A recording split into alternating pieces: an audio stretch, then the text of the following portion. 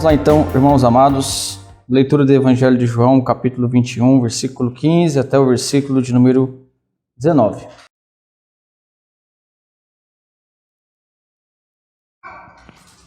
Depois de terem comido, perguntou Jesus a Simão Pedro: Simão, filho de João, amas-me mais do que estes outros? Ele respondeu: Sim, Senhor, tu sabes que te amo. Ele lhe disse: Apacenta os meus cordeiros. Tornou a perguntar-lhe pela segunda vez: Simão, filho de João, tu me amas? Ele lhe respondeu: Sim, Senhor, tu sabes que te amo. Disse-lhe Jesus: Pastoreia as minhas ovelhas. Pela terceira vez, Jesus lhe perguntou: Simão, filho de João, tu me amas? Pedro entristeceu-se por ele lhe ter dito pela terceira vez: Tu me amas? E respondeu-lhe: Senhor, tu sabes todas as coisas, tu sabes que eu te amo. Jesus lhe disse: Apacenta as minhas ovelhas. Em verdade te digo que quando era mais moço, tu te cingias a ti mesmo e andavas por onde querias. Quando, porém, fores velho, estenderás as mãos, e outro te cingirá e te levará para onde não queres. Disse isto para significar com que gênero de morte Pedro havia de glorificar a Deus. Depois de assim falar, acrescentou-lhe: Segue-me. Louvado seja o Senhor por sua palavra. Meus amados, as Olimpíadas acabaram hoje. Os irmãos tiveram a oportunidade de acompanhar? A maioria eu acho que não, porque os jogos eram, a maioria deles na madrugada, muitos deles. Mas nós podemos tirar vários ensinamentos a respeito de diversas questões importantes da vida com os esportes. O apóstolo Paulo fez isso diversas vezes, nos mostrando como o corredor nos ensina a respeito de algumas verdades bíblicas. O lutador também. O atleta, sobre sua disciplina e abstinência de algumas coisas. Nós vimos que uma das medalhas de ouro que o Brasil ganhou foi com um surfista chamado Ítalo Ferreira. Eu não sei se você conseguiu acompanhar a bateria que valeu a medalha de ouro, mas no começo da bateria eles têm um determinado tempo para fazer as manobras. Ele estava disputando com outro surfista e no começo da bateria sua prancha simplesmente se quebrou ao meio. Vocês viram isso? A prancha dele quebrou-se ao meio e ele iria então gastar um tempo para poder trocar de prancha. Ele teve paciência, teve perseverança, ele trocou a sua prancha, voltou e conseguiu se dar muito bem e ganhou a medalha de ouro. Isso nos ensina a respeito da perseverança. Perseverança, quando você tem um foco, um objetivo, você ali, segue em frente, independente das circunstâncias. Isso é perseverança. Você pode perseverar no erro ou em coisas boas, mas isso é perseverança. Quando nós olhamos para as Sagradas Escrituras, nós vemos que essa, acima de tudo, é uma característica de Cristo. Porque nós, em relação a Cristo, temos a tendência de quebrar o nosso pacto, de desistir de Cristo. Mas Cristo, em relação a nós, ele tem algo chamado perseverança. Cristo nunca desiste. Cristo sempre insiste. Isso pode ser expresso, por exemplo, quando o próprio João, o Evangelho de João, diz no capítulo 3, versículo 1, que Cristo, tendo amado os seus que estavam no mundo, amou-os até o fim. Jesus não foi até a metade do caminho. Jesus não desistiu diante das circunstâncias adversas. Cristo perseverou em seu amor. Cristo perseverou em relação às suas ovelhas, até mesmo as suas ovelhas que pecaram contra ele e que negaram o seu nome. O exemplo disso, Pedro, que havia negado a Cristo. E sobre isso que nós vamos tratar nesta noite. Entendendo, amados irmãos, que este capítulo 21 do Evangelho de João é o último capítulo de João. E ele está dentro do contexto em que Jesus aparece pela terceira vez aos discípulos. Jesus aparece na praia aos discípulos. Pela terceira vez, Jesus aparece aos discípulos. Este capítulo é um epílogo, significa que ele é o último capítulo, que ele conclui de forma maravilhosa o Evangelho de João. E dentro deste capítulo está o nosso texto, versículo 15 até o versículo 19, em que simplesmente Jesus vai atrás de quem o negou. Desta feita para o restaurar. Nós vemos nesse texto, irmãos, a restauração de Pedro. E vemos que essa restauração envolve o amor, o serviço e sacrifício. Grave isso no seu coração, pois isso tem a ver com todos nós. A restauração que Cristo faz em Pedro, que Cristo dá a Pedro, Deus restaura, renova a vida de Pedro, envolve estas três coisas importantes: o amor, o serviço e o sacrifício. Primeiramente, irmãos, nós devemos entender o porquê Pedro teve que ser restaurado, teve que ser renovado. Pedro, afinal de contas, havia cometido um pecado terrível contra Cristo. Simplesmente, Pedro havia negado a Cristo. Ele negou a sua fé. Nós vemos isso um pouco, os textos, capítulos que antecedem ao nosso texto, por exemplo, no versículo 18. Os irmãos podem voltar um pouco.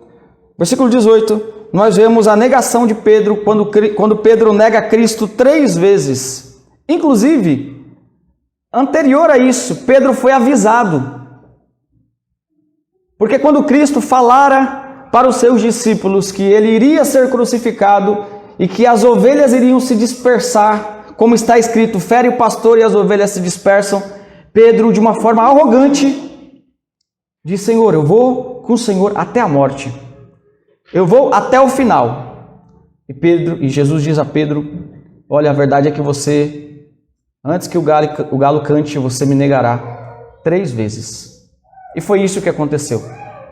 Jesus crucificado, os discípulos amedrontados, Pedro com medo, e ele nega Jesus 3 vezes. E os 4 evangelhos vão retratar isso, para a vergonha de Pedro, porque algumas coisas são retratadas só em alguns evangelhos. Mas os 4 evangelhos vão retratar a negação de Pedro.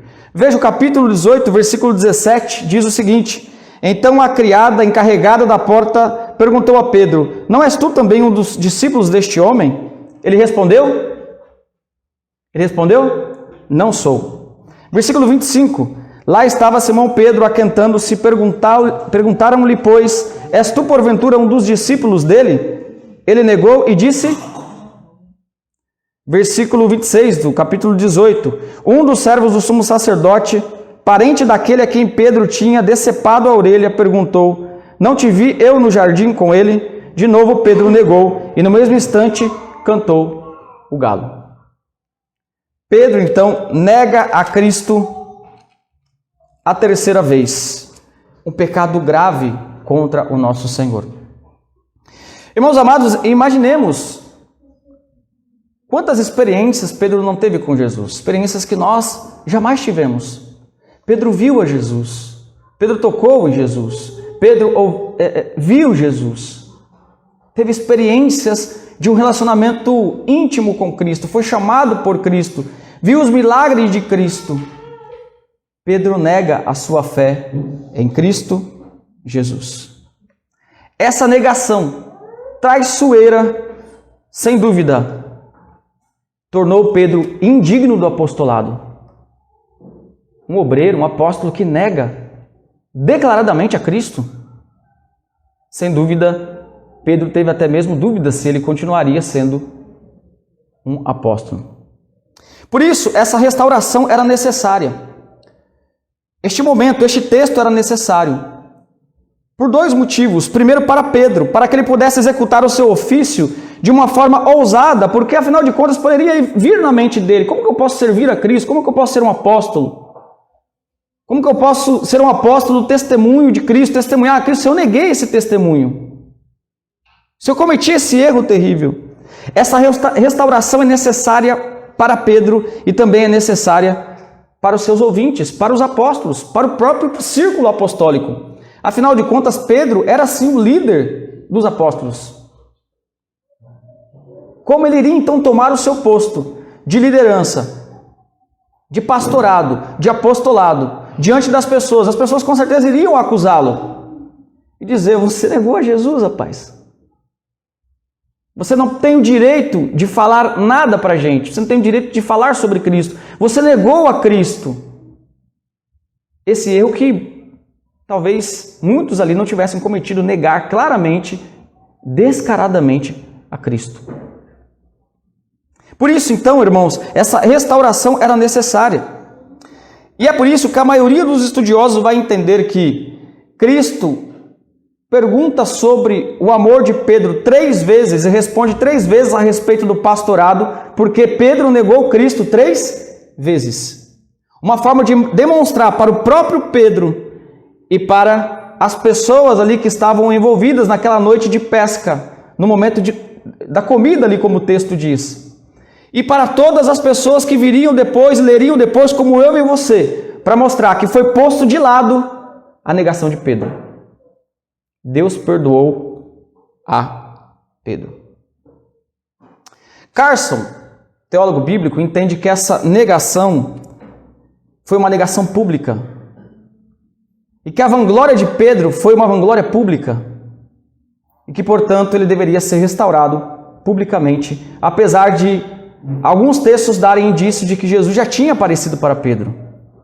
Jesus até poderia ter restaurado Pedro intimamente, conversado com ele, nós não sabemos. Mas fato é que é neste momento, no desfecho do Evangelho de João, no capítulo 21, no último capítulo, que Deus então publicamente ali, Jesus publicamente restaura a vida do apóstolo, restaura a vida de Pedro. Deus restaura Pedro.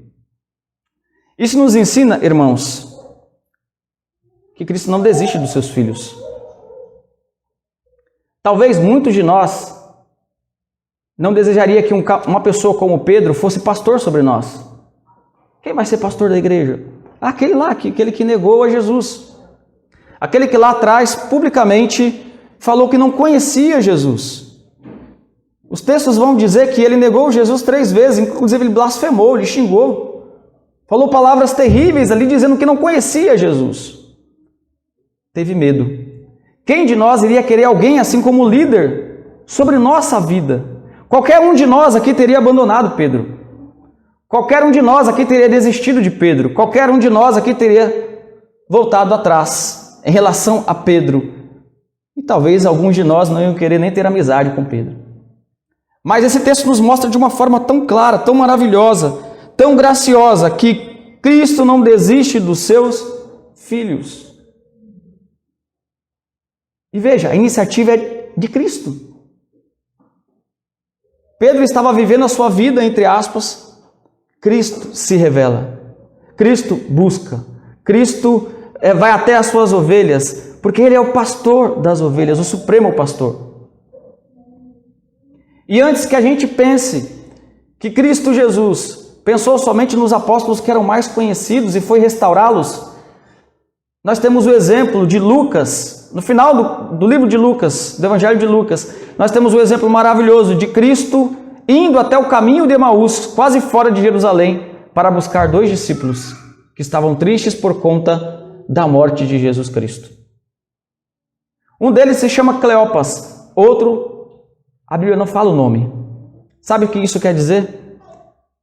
Que Cristo não está se importando se as suas ovelhas são famosas ou anônimas. Cristo vai atrás de suas ovelhas. Ele nunca desiste de suas ovelhas. Irmãos amados, isso combina muito com aquilo que nós chamamos de graça irresistível, ou expiação definida, ou perseverança dos santos, porque Cristo, de maneira nenhuma, deixa para trás aqueles que o Pai lhe deu. Todos eles serão salvos. Cristo os busca de uma forma carinhosa, de uma forma amorosa. Cristo não desiste dos seus filhos. Cristo não desiste de você. Amém? Um pouco mais adiante, nós vamos enxergar como que Cristo restaura Pedro. Eu disse 3 palavras. Amor, serviço e sacrifício. A primeira coisa que Cristo faz é questionar Pedro a respeito do seu amor por ele. Cristo questiona Pedro 3 vezes sobre o seu amor. E Pedro responde positivamente, eu amo, 3 vezes, mas na terceira vez ele se entristece. Ele se entristece por causa da insistência de Cristo. Ele não estava compreendendo bem por que Cristo estava perguntando aquilo para ele 3 vezes. Cristo estava querendo, de uma vez por todas, lançar fora a sua negação. E por 3 vezes Pedro negou a Cristo. Outra questão importante no texto, se os irmãos observarem, versículo de número 15, que Jesus vai dizer a Pedro, amas-me mais do que estes outros? Na primeira vez que Jesus pergunta do amor a Pedro. Essa expressão é de difícil tradução e de difícil compreensão, porque nós ficamos sem saber se Jesus está querendo dizer, você me ama mais do que estes discípulos? Você, Pedro, me ama mais do que você ama esses discípulos? Ou ele está querendo dizer, você me ama mais do que esses discípulos me amam? Então, fica um impasse. Existem essas 2 possibilidades. Há uma possibilidade também que alguns estudiosos têm dito que Jesus está perguntando, você me ama mais do que os seus instrumentos de pesca? Porque eles estavam ali no momento também e o esse pronome demonstrativo, estes, serve também para coisas e pessoas. Bom, nós sabemos que não é isso, né? Porque o problema não era a pesca ali. O problema é que Pedro tinha negado a Cristo. E havia necessidade de confirmar o amor de Pedro a Cristo. Por isso, independente se Cristo estava dizendo, Pedro, o seu amor por mim é maior do que o amor que estes têm por mim, ou você me ama mais do que ama a estes, independente disso, o foco é o amor de Pedro. Jesus estava questionando ali e, de certa forma, confrontando Pedro. Pedro, você me ama? Isso que é o mais importante nesse texto. Pedro, você me ama? Há uma outra coisa importante aqui nesse texto, irmãos, que é o fato de que, quando Jesus faz as 2 primeiras perguntas, Pedro, você me ama, as 2 primeiras, são 3, né? As 2 primeiras, Jesus usa o verbo para amor, que é o famoso ágape. E Pedro responde nas 2 primeiras vezes com o verbo filéu, que é um amor mais no sentido de amizade. E por último, Jesus pergunta para Pedro, tu me amas? E Jesus usa o filéu. E aí Pedro usa o filéu. Pedro nunca usa o ágape. Então alguns estudiosos chegaram à conclusão de que Pedro ali não estava retratando um amor ágape a Cristo. Então isso não é verdade. E na verdade esse conjunto, esse jogo de palavras não importa aqui, porque por causa de alguns fatores que eu vou explicar para os irmãos. Isso é importante porque isso se difundiu, né, no meio evangélico. Se difundiu no meio evangélico que o amor de Deus é o amor ágape, né? Mas isso não é verdade. Outras palavras eram usadas referentes ao amor de Deus. Então, por que a questão aqui não é o verbo que está por trás da palavra amor? A questão não é essa. Inclusive, as traduções não vão deixar isso enfatizado. As traduções mais sérias. Só aquelas que são mais dinâmicas que vão enfatizar essa diferença. Mas por que não faz diferença aqui? Primeiro, porque o verbo ágape e filéu eram usados de forma intercambiável, no sentido de amor. Às vezes o evangelista usava filéu, às vezes usava ágape, trocando um pelo outro normalmente, como 2 palavras sinônimas. Isso acontece, por exemplo, no próprio evangelho de João, quando João fala do amor de Cristo para com o Pai. Em João 3,35, o verbo ágape. Em João 5,20, o verbo filéu. Então não tem diferença. Do amor de Cristo para Lázaro, João 11,5, João 11,36. Um usa ágape, outro filéu. Não tem diferença.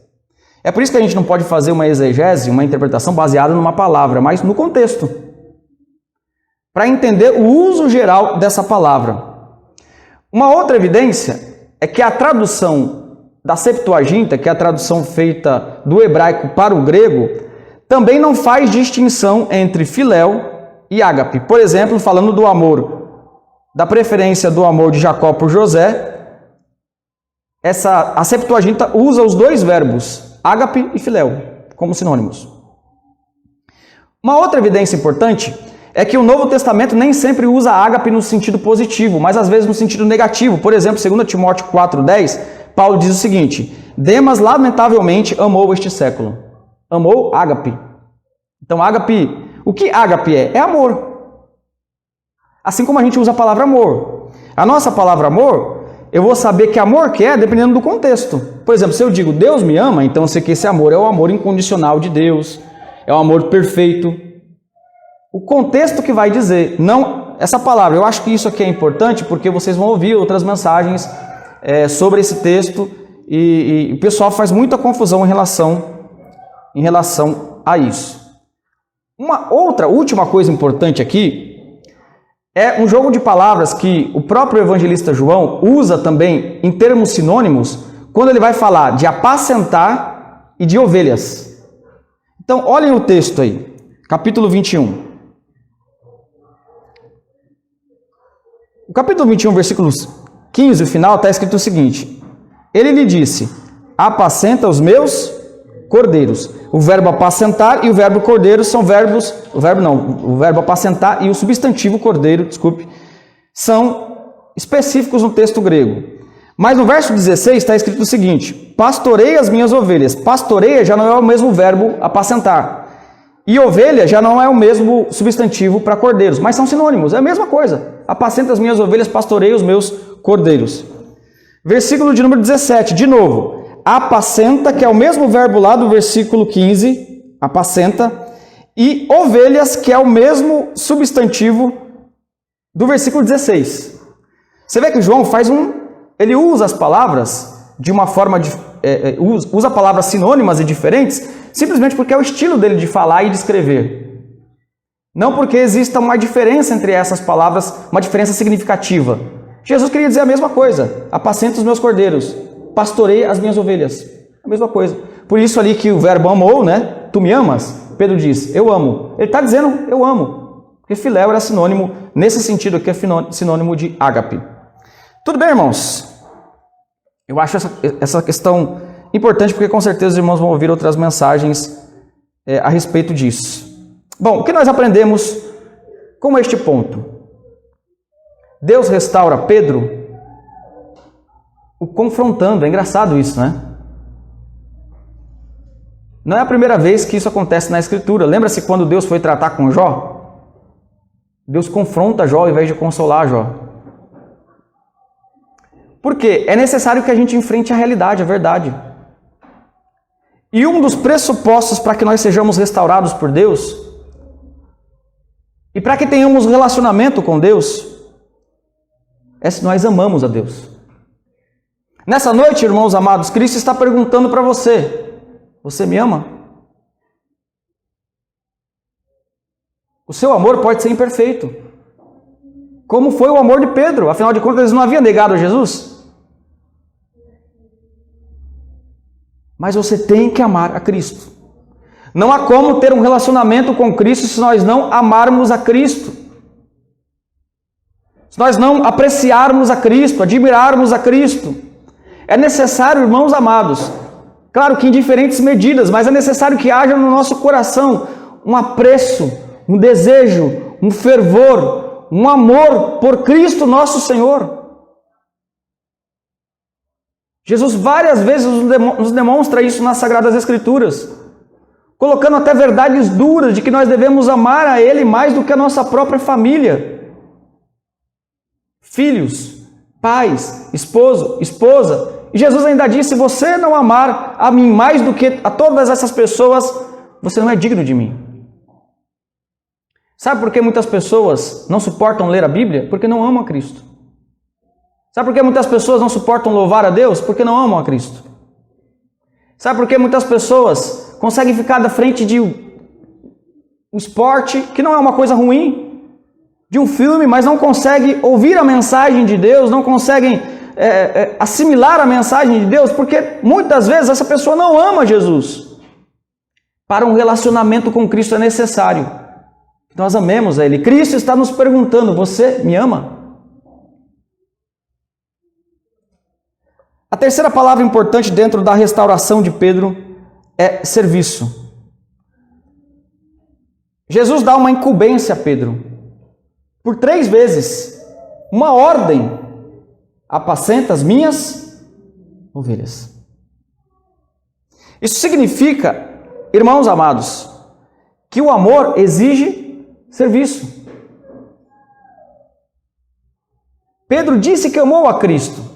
De fato, ele disse: Senhor, inclusive disse: tu sabes que eu te amo, na terceira vez em que ele ficou entristecido. Mas Jesus coloca uma questão prática aqui: o ministério, o serviço. O serviço específico de Pedro era apacentar as ovelhas, era ajudar os apóstolos, era ser um pastor. Nem todos têm esse serviço específico, mas todos nós temos outros ministérios diante de Deus. E todos estes ministérios devem ser exercidos se amamos a Cristo de fato. Por isso a pergunta que Cristo faz para nós hoje não é somente: tu me amas? E se a nossa resposta for positiva, sim, eu amo, então a resposta de Cristo é: faça o seu serviço. Exerça o seu ministério. Porque a verdade é que se nós não exercemos o nosso ministério, e aí a palavra ministério na Bíblia é a palavra grega diaconia, daqui vem a palavra diácono, que é serviço, servir.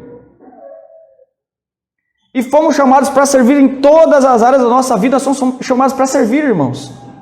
Primeiramente, a Cristo.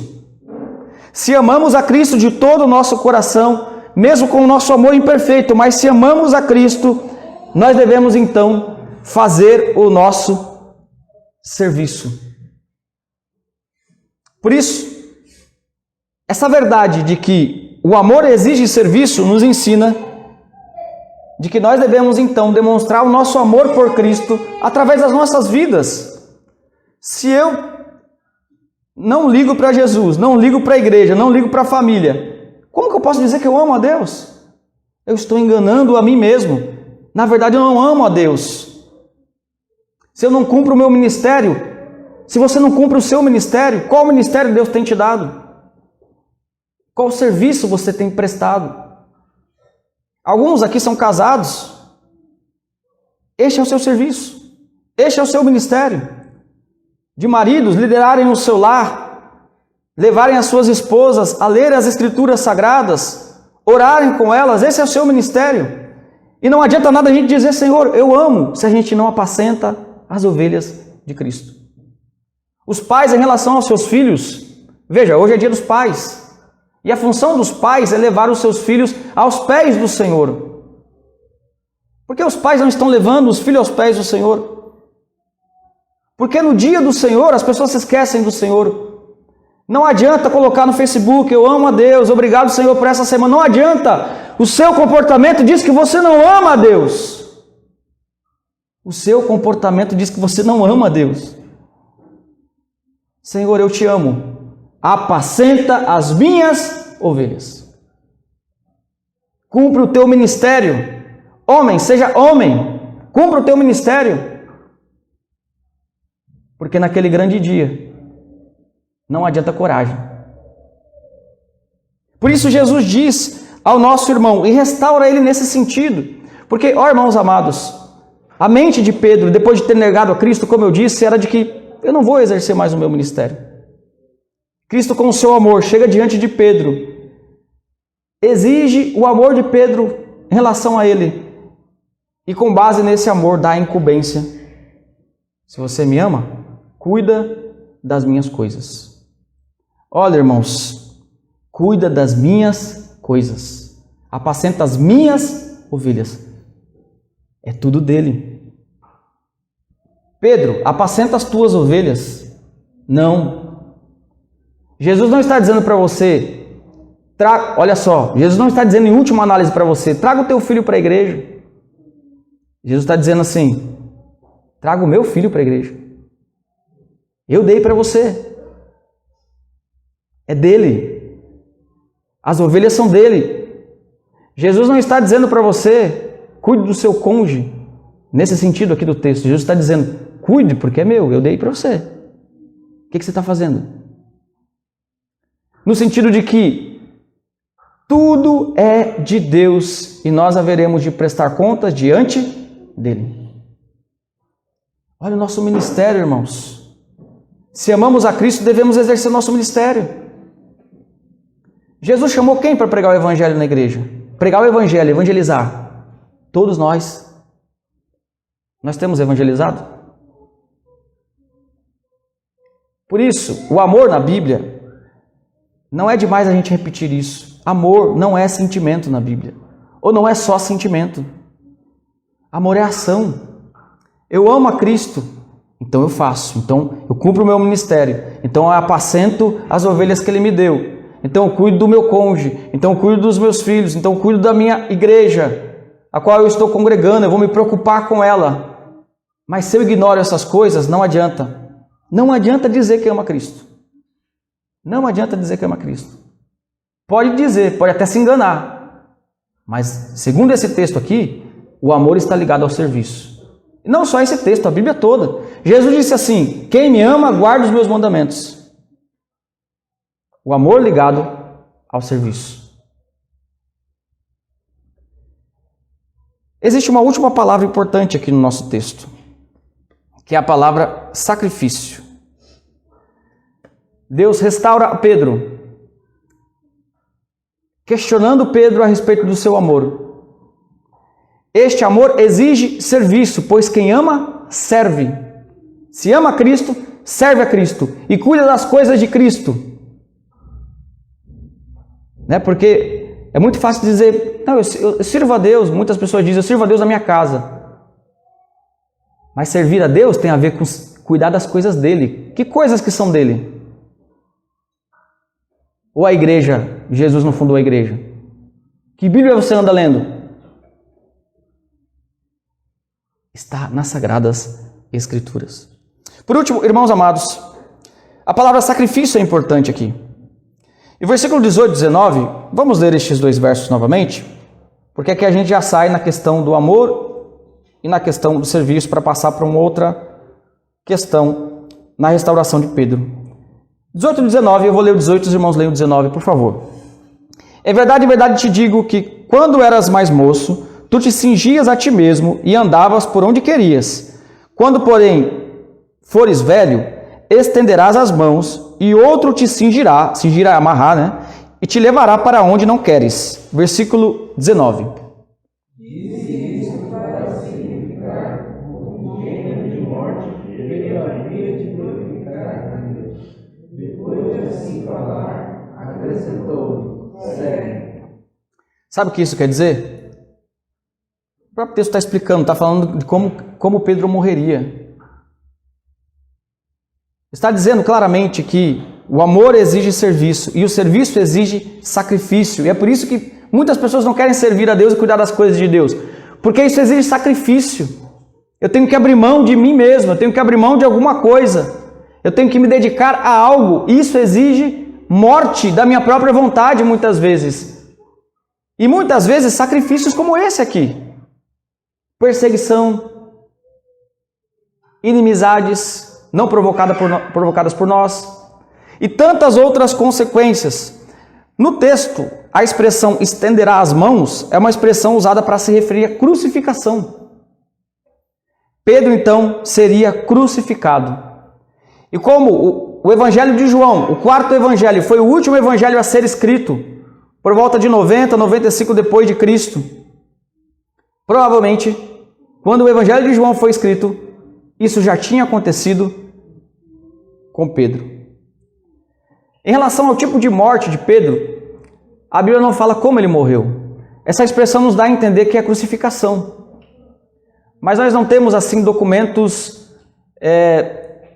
infalíveis. Temos a história não é infalível. A tradição é boa, mas não é infalível. Quem diz que a tradição é infalível é a Igreja de Roma, né? Nós não, nós dizemos que a Bíblia é infalível e a tradição pode ser usada.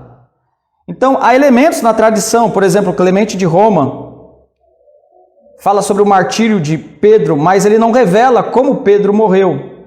Tertuliano afirma que Pedro foi amarrado e levado na sua morte para um local, mas não afirma também como Pedro morreu.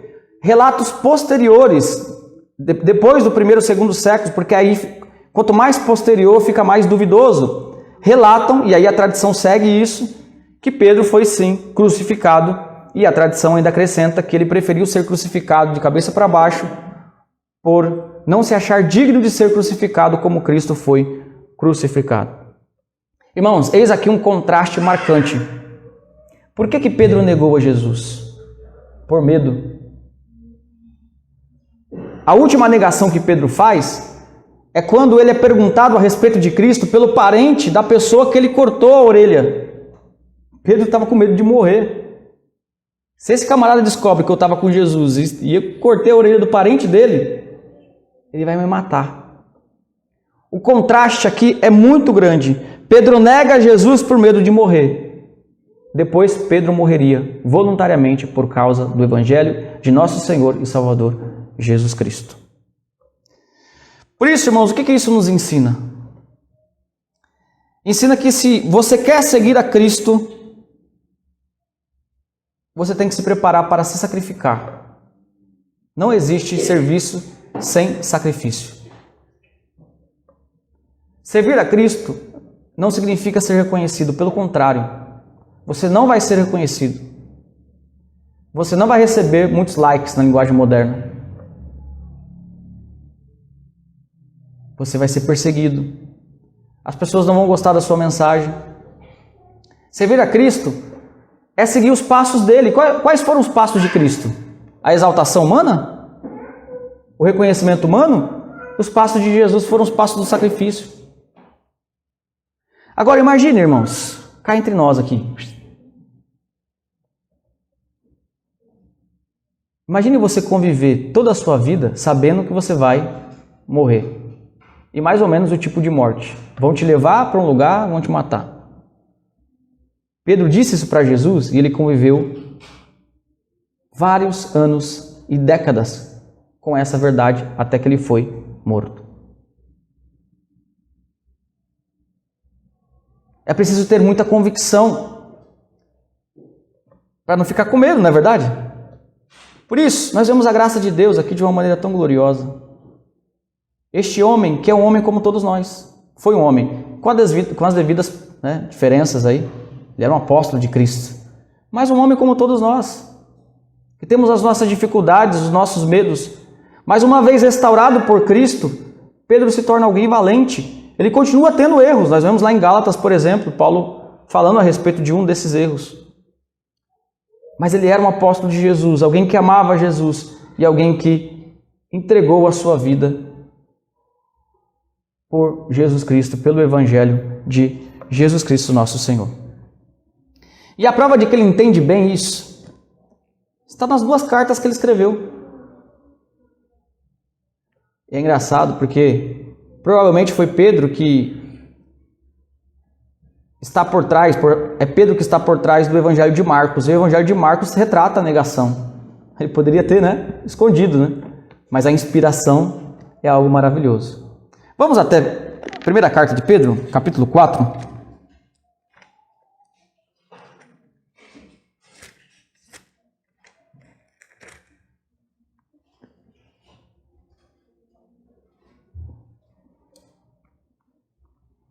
Primeira carta de Pedro, capítulo 4.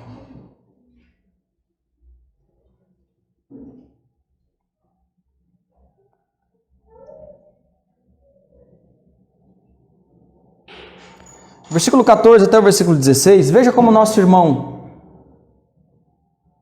ensina a igreja aquilo que Jesus mostrou para ele, que servir a Cristo exige sacrifício, não que a gente tenha que procurar sacrifício, mas são coisas naturais, são consequências de servir a Cristo. Versículo 14 até o 16, diz o seguinte: se pelo nome de Cristo sois injuriados, bem-aventurados sois, porque sobre vós repousa o Espírito da glória de Deus. Não sofra, porém, nenhum de vós como assassino, ou ladrão, ou malfeitor, ou como quem se intromete em coisas de outro, ou negócio de outrem. Mas se sofrer como cristão, não se envergonhe disso. Antes glorifique a Deus com esse nome. E em toda esta primeira carta, Pedro vai mostrar isso. devemos seguir o exemplo de Jesus rumo ao sacrifício.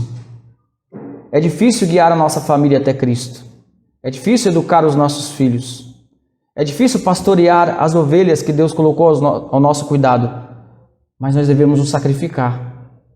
Se preciso for, abrir mão de muitas coisas para poder fazer isso. Porque o amor a Cristo exige serviço e o serviço exige sacrifício. Por isso, irmãos, nós aprendemos aqui que a restauração de Pedro demonstra, primeiramente, essa disposição de Cristo em buscar as suas ovelhas. Eu não sei como você está, ou como as pessoas que nos ouvem, talvez pela internet, estão. Talvez você tenha pecado contra Deus no passado. E uma das coisas terríveis que o pecado traz é a culpa. Uma das coisas. Ele traz outras coisas também. Ansiedades, doenças emocionais. Talvez você esteja convivendo com isso.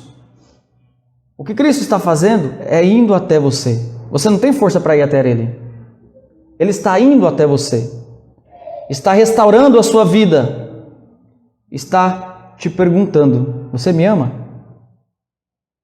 Cuide daquilo que é meu. Se sacrifique.